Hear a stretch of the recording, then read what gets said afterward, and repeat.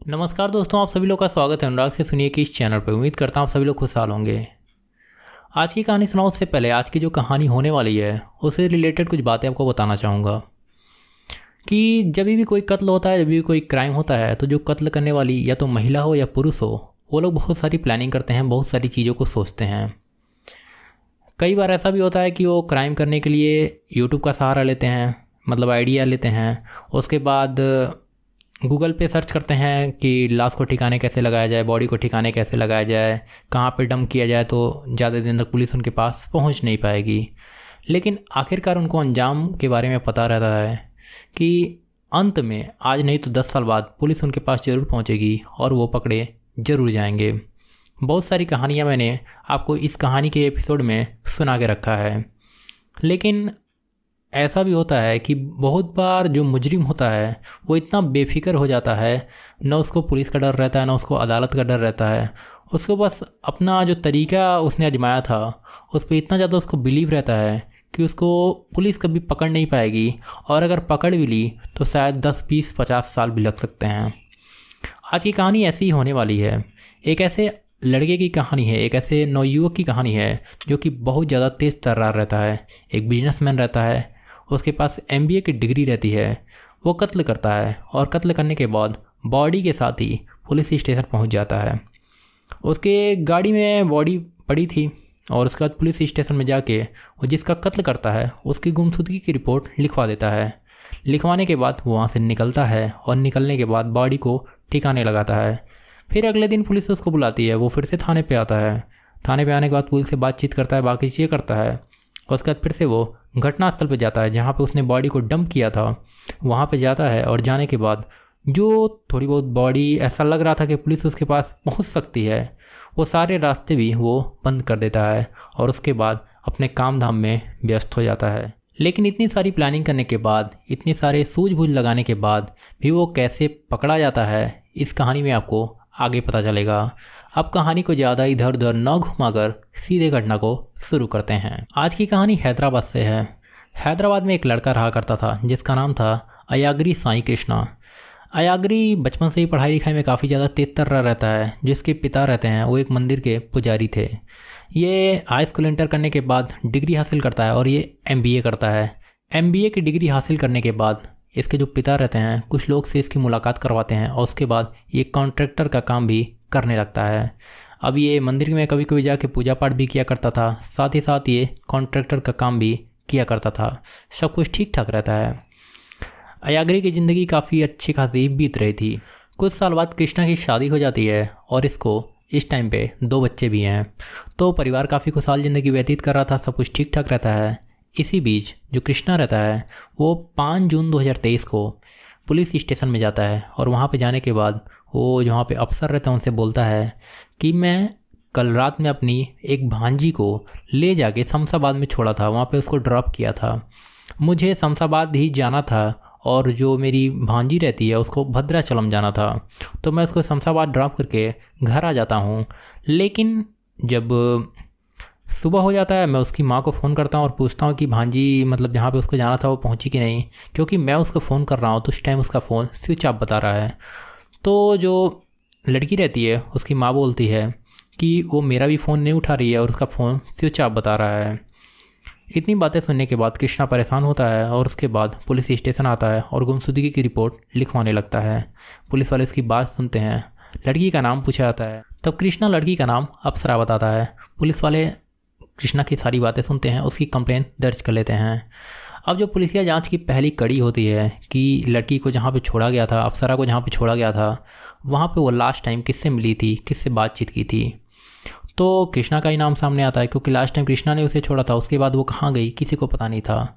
तो फिर से कृष्णा को पुलिस वाले अगले दिन पुलिस स्टेशन बुलाते हैं और उससे पूछते हैं कि तुम कितना बजे निकले थे, कहाँ पे छोड़े थे और उसके बाद तुम कहाँ पे गए थे, सारी डिटेल हमें बताओ। शाही बताता है कि करीब 8:15 पे 4 जून 2023 को मैं अप्सरा को लेकर निकला था। मैं 3 तारीख को उनके घर पे गया था, वहाँ पे हम खाना पीना खाए, वहीं पे एक दिन में रुका। उसके बाद 4 तारीख को उसको मुझे आना था शमशाबाद में और उसको जाना था भद्राचलम में। तो मैं उसको बोलता हूँ कि चलो मेरे साथ ही निकल चलो, उसको भी कोई आपत्ति नहीं रहती है, मेरे साथ अप्सरा निकल जाती है। 8:15 पे हम लोग निकले थे और शमशाबाद में मैं उसको ड्रॉप करता हूँ और वहाँ से मैं आगे निकल जाता हूँ, अपना काम धाम करता हूँ। उसके बाद मैं वापस अपने घर आ जाता हूँ। दूसरी तरफ अप्सरा उस टाइम के बाद मेरे को फ़ोन नहीं करती है। जब भी वो घर पे या जहाँ पे उसको जाना रहता था वो पहुँच जाती थी तो एक बार मेरे से कांटेक्ट ज़रूर किया करती थी या अपनी माँ को ज़रूर बताती थी। लेकिन अप्सरा ने किसी को कॉल नहीं किया, ना मुझे फ़ोन किया, ना अपनी माँ को फ़ोन किया। इसलिए अप्सरा की माँ और मैं दोनों लोग बहुत ज़्यादा परेशान हुए और उसकी गुमशुदगी की रिपोर्ट जल्द से जल्द एसी स्टेशन पे लिखवा चुके हैं। जब पुलिस वाले जो कृष्णा रहता है उसकी सारे बयान सुन लेते हैं, सारी बातें सुन लेते हैं, तब वो उस रूट को खंगालना चाह रहे थे जिस रास्ते पर कृष्णा अप्सरा को लेकर गया था। पुलिस स्टार्टिंग से सारे कैमरे देखना शुरू करती है। जो कृष्णा रहता है अप्सरा को लेकर सरूर नगर से निकला था। स्टार्टिंग के कुछ कैमरे में दिखाई देता है कि ये सरूर नगर से निकल रहा है, कैमरे में फुटेज भी थी। लेकिन आगे आगे जाते जाते कई कैमरों में इसकी फुटेज आती है। लेकिन जहाँ पे ये बोलता है कि शमशाबाद में उसको ड्रॉप किया था, वहाँ पे वो कहीं भी गाड़ी को रोकता नहीं है। वो तेज़ मतलब पूरी स्पीड से गाड़ी को लेकर आगे बढ़ रहा था। एक दो सीसीटीवी कैमरे में उसकी वहाँ की भी तस्वीर आ जाती है। तब पुलिस वाले सोचते हैं कि जब ये शमशाबाद में उसको ड्रॉप ही नहीं किया तो ये क्यों बोल रहा है कि मैंने उसको ड्रॉप वहीं पे किया था। और कैमरे में ये भी दिख रहा था कि अप्सरा आगे बैठी हुई है और थोड़ा लुढ़की हुई लग रही थी, जैसे लग रहा था कि वो सो गई है। खैर पुलिस वाले एक फुटेज देखते हैं और उसके बाद वो देखते हैं कि वो शमशाबाद से गाड़ी थोड़ा आगे लेके जाता है। उसके बाद वहाँ से रिवर्स करके फिर अपने घर सरूर नगर आ जाता है और आने के बाद वहाँ से कोई भी एक्टिविटी नहीं है। रास्ते में हो सकता है कहीं कहीं ये रुका हो जहाँ पे सीसीटीवी कैमरे न मिले हों, लेकिन टाइमिंग लगभग 1 घंटे अगर छोड़ दिया जाए तो बाकी टाइम ये अपने घर पे था और रास्ते में कहीं भी ये रुका हुआ नहीं था। जब पुलिस ये सारी चीज़ें देखती है, सारे उसके बयान को चेक करती है, तब फिर से वो कृष्णा को पुलिस स्टेशन बुलाती है और बुलाने के बाद उससे फिर से पूछताछ होती है कि जब तुमने शमशाबाद में गाड़ी रोकी ही नहीं तो तुम क्यों बोल रहे हो कि तुमने अप्सरा को शमशाबाद में ड्रॉप किया था। तुम शमशाबाद गए थे लेकिन उसको ड्रॉप नहीं किए थे। और उसको कृष्णा को सीसीटीवी कैमरे की फ़ोटेज भी दिखाई जाती हैं। जब ये फ़ोटेज कृष्णा देखता है और पुलिस की बातें सुनता है तो वो घबरा जाता है और घबराने के बाद अपने ही बयान से पलटने लगता है। पुलिस को थोड़ा इधर उधर घुमाने की कोशिश करता है, लेकिन पुलिस वाले उसकी बात ना सुनकर उसके साथ सख्ती से व्यवहार करने लगते हैं और पुलिस की सख्ती को कृष्णा ज़्यादा देर तक झेल नहीं पाता है और वो टूट जाता है। कृष्णा बताता है कि अप्सरा इस दुनिया में अब नहीं है, मैंने उसका कत्ल कर दिया है। पुलिस वालों को ऐसा ही कुछ उम्मीद था। उसके बाद पुलिस वाले आगे पूछते हैं कि आगे बताओ तुमने कैसे किया और उसका कत्ल क्यों किया है। कृष्णा बताता है कि अप्सरा जो है वो सरूर नगर की रहने वाली थी, लेकिन एक लड़के से उसकी शादी हो गई और शादी के बाद वो तमिलनाडु जाके शिफ्ट हो जाती है। लेकिन शादी के 2 साल बाद ही उसके पति ने अचानक से सुसाइड कर लिया। सुसाइड के बाद परिवार वाले इसको ज़्यादा दिन तक वहाँ पर रख नहीं सकते थे और साथ ही साथ इसको पैसे रुपए की भी दिक्कत थी, इसलिए वो अपने माँ के पास चली आती है वापस सरूर नगर। अब ये वापस आ चुकी थी। इसी बीच कभी कभी ये मंदिर जाया करती थी, मंदिर में पूजा पाठ किया करती थी। तो जब भी मैं भी मंदिर जाया करता था तो मेरी एक बार अप्सरा से मुलाकात हुई और उसके बाद रोज़ रोज़ मंदिर आना जाना हम लोग का लगा रहता था। मुलाकात कब दोस्ती में बदल गई और फिर हम दोनों को प्यार हो गया। प्यार हो जाने के बाद मैंने भारत के अलग अलग हिस्सों में ले जाकर इसको घुमाया। हम लोग कई बार गुजरात के सोमनाथ मंदिर गए और भी तमिलनाडु में अलग अलग जगह पे, कोयम्बटूर में अलग अलग जगह पे हम लोग घूमने फिरने जाया करते थे। हम लोग के रिश्तों में एकदम परवानगी आ चुकी थी। लेकिन मई 2022 में हम लोग के रिश्ते एकदम मतलब अच्छे से हो गए थे। रिश्ते सब कुछ ठीक ठाक हो गए थे, हम लोग के संबंध भी हो चुके थे। मार्च 2023 से जो अप्सरा है वो मेरे पर शादी का दबाव देना शुरू कर देती है। वो बोलती है तुम मेरे से शादी करो, नहीं तो मैं तुमको ब्लैकमेल करूँगी, तुमको परेशान करूँगी, ये चीज़ें वो चीज़ें। अप्सरा को भी ये चीज़ मालूम थी कि मैं शादीशुदा हूँ और मेरे 2 बच्चे हैं, लेकिन उसके बाद भी वो मेरे को ब्लैकमेल करने का कोशिश करती थी, मुझे बहुत ज़्यादा परेशान किया करती थी। मैं कैसे भी करके उसको कुछ पैसे देकर उसको कहीं घुमा फिरा के दिन पे दिन टालता रहता था। लेकिन जून के जब स्टार्टिंग में मैं उसके घर एक दिन जाता हूँ तब वो मुझ पर बहुत ज़्यादा गुस्सा होती है और बोलती है कि मैं तुम्हारा पूरा पर्दाफाश कर दूँगी, सोशल मीडिया पे सबको बता दूँगी कि तुमने मेरा यूज किया है और उसके बाद तुम मेरे से शादी नहीं कर रहे हो। मैं तुम्हारे रिलेशन में सबको बता दूँगी, तुम्हारी माँ को बता दूँगी, अपनी माँ को बता दूँगी। कृष्णा जब ये सारी बातें सुनता है तब वो दंग रह जाता है और उसके दिमाग में एक ही चीज़ आ रहा था कि अब कैसे भी करके अप्सरा को रास्ते से हटाना पड़ेगा। इस प्लानिंग में वो 3 जून 2023 को जब अप्सरा के घर गया था, बातचीत हो गई थी इन लोगों को, तब वो 3 जून को सारी कुछ प्लानिंग करता है और 4 जून 2023 को अप्सरा को लेकर वहाँ से निकलता है। अप्सरा घर पे अपनी माँ को ये बोल के गई थी कि मैं भद्राचलम मुझे जाना है, मुझे एक दोस्त के यहाँ जाना है। लेकिन जो कृष्णा रहता है वो अप्सरा से बोलता है कि चलो मैं तुमको तमिलनाडु घुमाऊँगा और 1-2 दिन घूमेंगे, वहाँ पे प्लानिंग करेंगे और उसके बाद शादी के बारे में सोचेंगे। अप्सरा भी इससे काफ़ी ज़्यादा खुश। 4 जून 2023 को 8:15 पे 8:15 पे अप्सरा को लेकर ये अपनी गाड़ी में निकलता है। निकलने के बाद करीब 20 किलोमीटर तक ये लोग गए थे। वहीं पे ये कोल्ड ड्रिंक लेता है, कोल्ड ड्रिंक में कुछ मिला देता है, नींद की दवा थी वो, और मिलाने के बाद वो अप्सरा को पिला देता है। अप्सरा उस कोल्ड ड्रिंक को आराम से पी लेती है और पीने के बाद थोड़ी 10-15 मिनट में उसको नींद आने लगती है।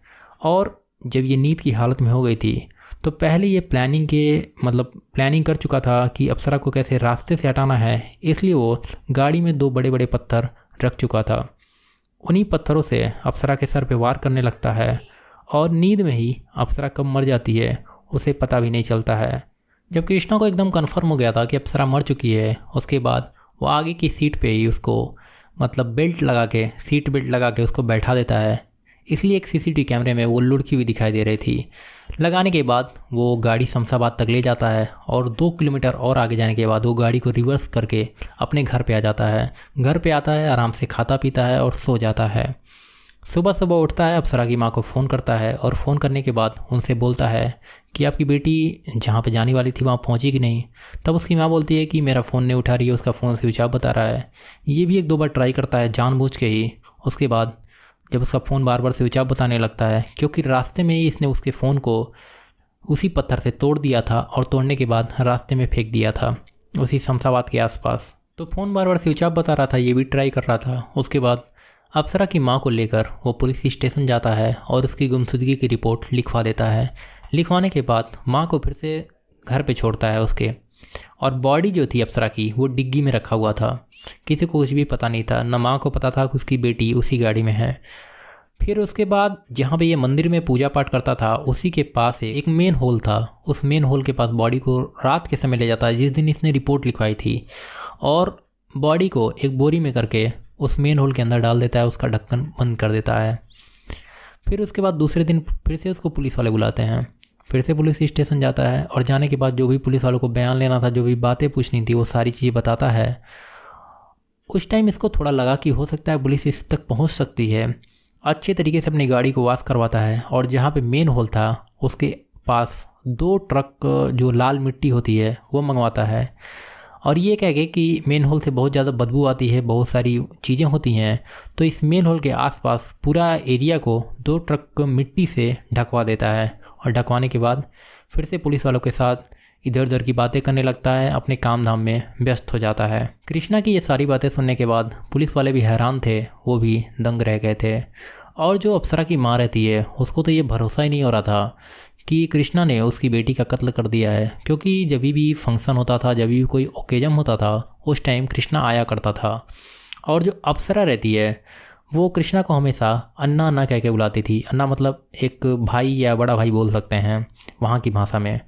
तो हमेशा अन्ना अन्ना कह के बुलाती थी। किसी को ये भी नहीं ट्रस्ट हो रहा था जो ना अप्सरा के परिवार वालों को और ना ही कृष्णा के परिवार वालों को कि इन दोनों के रिलेशन थे। लेकिन कृष्णा ने सारी बातें बताई।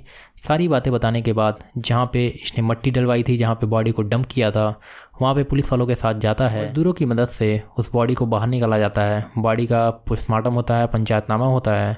तो पोस्टमार्टम में ये सामने आ जाता है कि जो कृष्णा है उसने उसके सर पे काफ़ी वजनी चीज़ से वार किया था, इसलिए उसकी मौत हुई है। उसके बाद कृष्णा को ऑफिशियली गिरफ्तार करके जेल भेज दिया जाता है।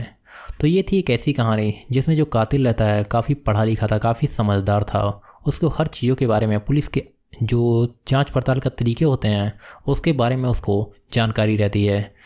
पूरी प्लानिंग करता है। प्लानिंग इतनी ज़्यादा ज़बरदस्त रहती है, अगर पुलिस सही तरीके से जांच नहीं करती तो शायद 2-4-10 साल तक वो पकड़ा नहीं जाता। लेकिन पुलिस ने सही तरीके से जांच किया और करीब 1 हफ्ते के अंदर ये मामला सुलझ गया। तो ये थी आज की कहानी। आशा है आपको कहानी पसंद आई होगी। अगर आपको कहानी पसंद आई हो तो आपके जो भी सवाल हो, जो भी सुझाव हो, हमें कमेंट बॉक्स में ज़रूर बताएं। तो आज कहानी में इतना ही। तब तक अपना ख्याल रखिए, अपने परिवार वालों का ख्याल रखिए। बहुत बहुत धन्यवाद।